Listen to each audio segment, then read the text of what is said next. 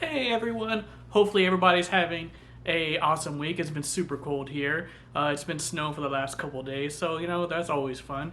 But I've been on TikTok and I've been seeing some people cook. So I saw somebody doing a French dip, and I love French dips. So I decided to make one, but I'm gonna make one a little bit different. I'm actually gonna make my French baguette instead of just buying it from the store. So hopefully you guys enjoy this, and let's get it going, guys.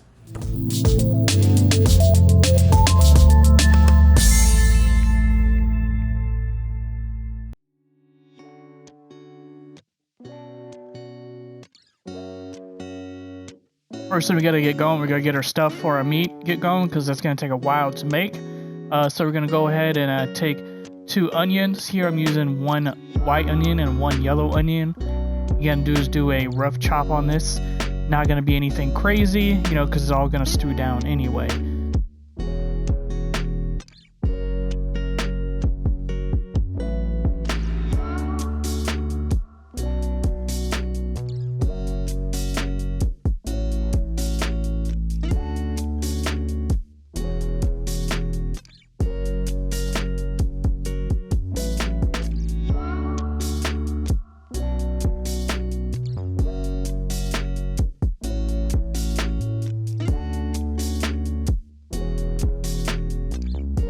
For the garlic, we're just gonna go and peel this and hit it a little bit. It's all gonna cook in the pot anyway. We're not looking to do anything crazy. Here, I used a pork roast. You can also use a little bit of prime rib on here too. It'll work, but I'm just using this because it's easier to make and I like the taste of it. Here it's about 3 pounds. This is gonna cook on high for about 4 to 5 hours. Hit it with a little bit of salt, pepper, and garlic. And here is a stock. Here I'm using my own veggie stock, about 4 cups worth. You can use any stock you want, that's fine. I just decided to use my own veggie stock because why not? Here I used also a can of beer. This is gonna pretty much tenderize the meat and help it break down even more.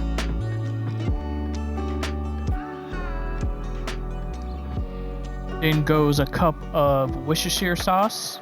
We're gonna give that a good mix. We're gonna put on a slow cooker for about, if you do it on low, it's gonna take about 8 hours. If you put it on high, it's gonna take 4 to 5. Realistically, it all depends how big your meat is. All this together, this is all gonna be something that you wanna start early in the morning because this and the bread takes a little bit to make.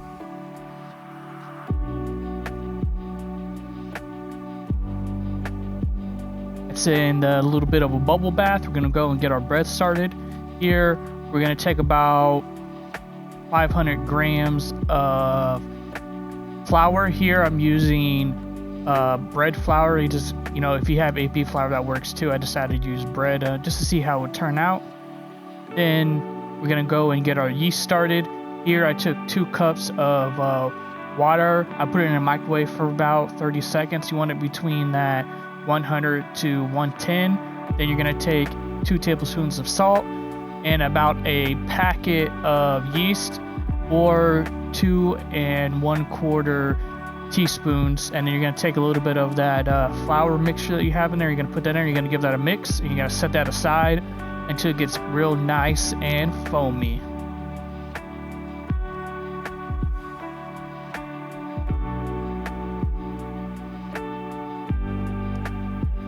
After about 5 to 10 minutes, we're gonna mix our wet into our dry. You're gonna do a little bit of a time. You're gonna get a nice mixture as we go through. So put a little bit in there, get a good mix up, and then go ahead and put a little bit more and give it a good mix until pretty much everything's incorporated.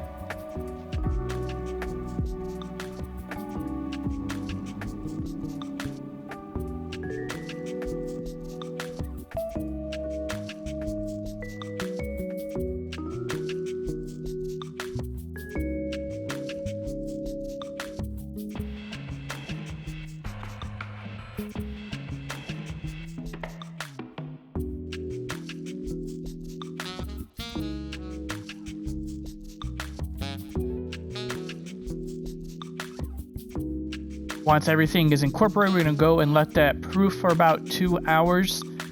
Don't touch it, just let it proof. It's gonna double in size. This dough is very wet. It's a high hydration dough. So, you know, kind of put your hand in some water, and we're gonna go and stretch this out 4 times on each side. Once we do that, we're gonna go and let that rest for about 15 to 20 minutes, and then we're gonna repeat the process 4 times. So I'll catch you back when you guys are done.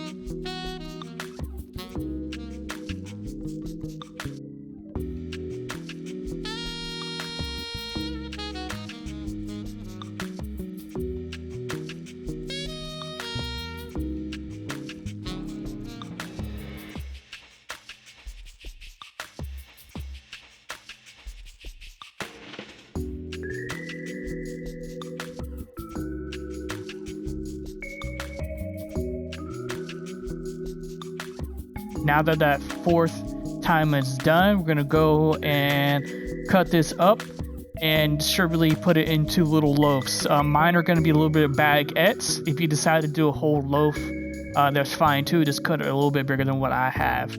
So we're gonna well flour this bench because this dough is super sticky. And then we're gonna go and cut this out. Don't be afraid to put some oil on your hands. It's gonna keep the dough from sticking to your hands when you put it on there. But you don't want to knead this. You want to let it rest as much as possible, so you get that nice fermentation, a nice French bread taste.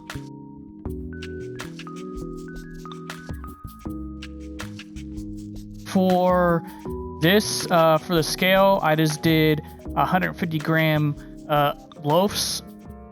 That's pretty much the size I did. It's pretty much the size of the loaves that I want for my French dip. I don't want too big, but I don't want too small.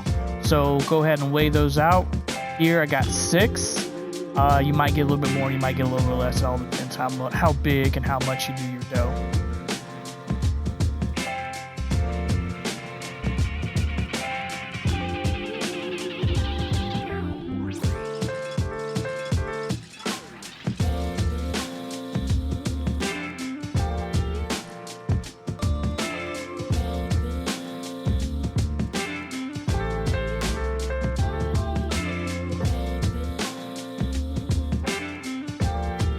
Once those are cut up, we're gonna go and flour our bench again, and then we're gonna pretty much just kind of put these in oblong rectangles.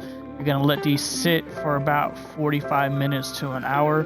They're gonna rise up and double up again, and then pretty much we're gonna get going after that. So I'll catch you guys on a flippity flip when you're done letting these rest.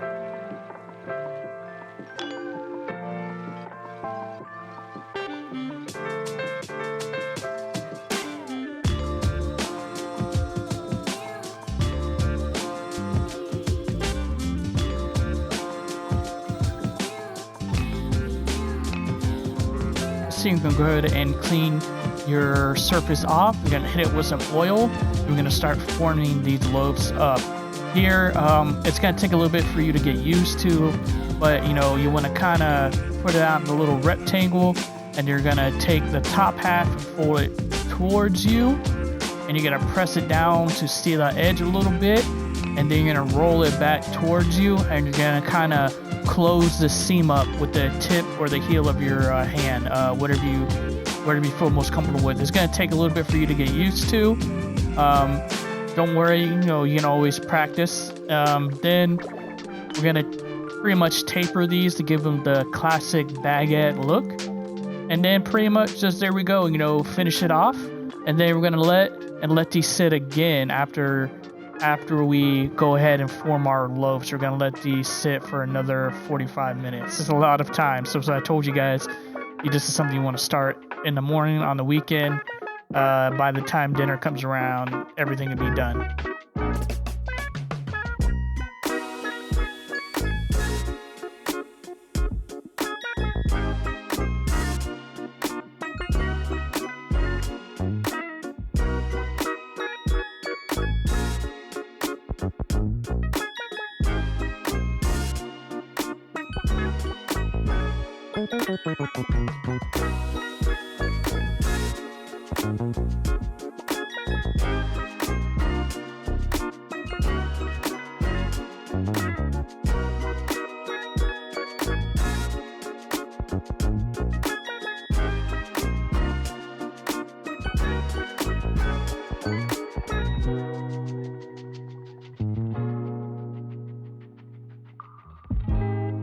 Once he's done sitting, we're gonna go ahead and score our dough. I didn't have a lame at the time, which is something you do to score the bread, but it doesn't matter as long as you have a sharp knife. We can go ahead and do that. It's gonna help the bubbles come up, and it's gonna help keep it from it's gonna help keep its form.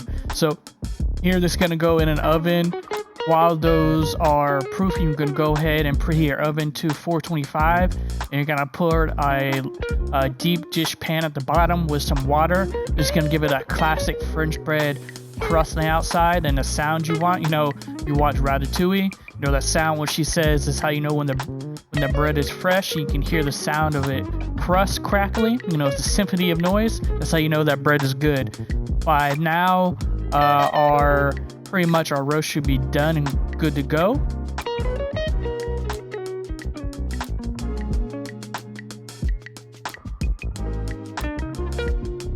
Now we're gonna take this big boy out and let it rest for about 15 to 20 minutes, get all those juices back in there. And then while that's resting, we're gonna go and take some of those onions out, and we're gonna get our nice French dip. Normally you can just use the sauce, but I decided not to. I'm gonna do a little bit of extra because you know me, you know I gotta do it up big. So take some of those onions out, strain it, and we're gonna take some of that juice, and we're gonna make a little extra French dip sauce with this.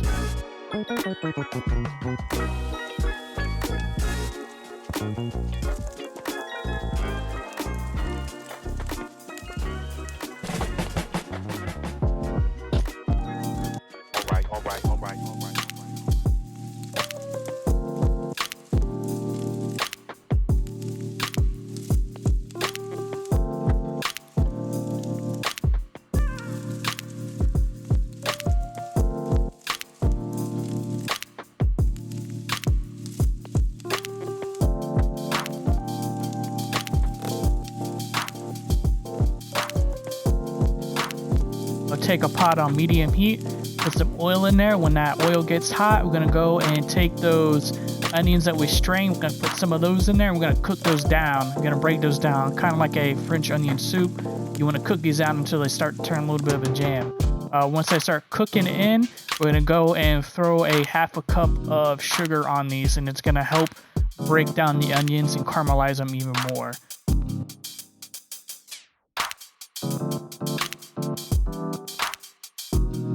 For about 10 minutes after that sugar has been in there and it's been cooked down, we're going to take that 2 cups of liquid that we saved from the roast, and I'm going to throw that in there.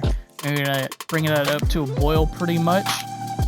That comes up to a boil. We're going to take some I would say I used about 2 or 3 tablespoons of soy sauce, and then I used 3 tablespoons of Worcestershire sauce, and it's going to give you a nice salty and sweet taste to it from the onions and the sugar and from the soy sauce. Here, a little pro tip, I don't know if you knew this or not, you can also do this on grilled cheeses. If you take some mayonnaise and put it on the bread itself, it toasts a lot better and much more evenly, and you don't have to worry about the butter burning.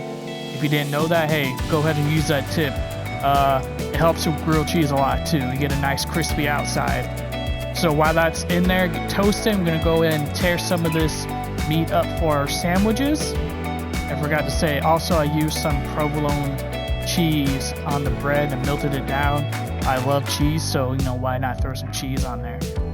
Now we're going to go ahead and plate this bad boy up. So we're going to take some of that bread, we're going to take a bottom piece, some of that little French dip sauce that we have. We're going to take our meat. I like my women a little bit with some meat on them, you know, something to grab. So I made mine a little bit thicker. Then we're gonna hit it with some homemade roasted garlic sauce, and that's pretty much it, guys. Wrap this video up. Hopefully you guys enjoyed this video, and if you guys did, go ahead and smash that like button, and also let me know if you guys like this content. And while you're here, go ahead and smash that like button or smash that subscribe button, and so you guys don't miss out on any more videos. Hopefully you guys are having an awesome day, and I'll catch you guys here next time. Peace.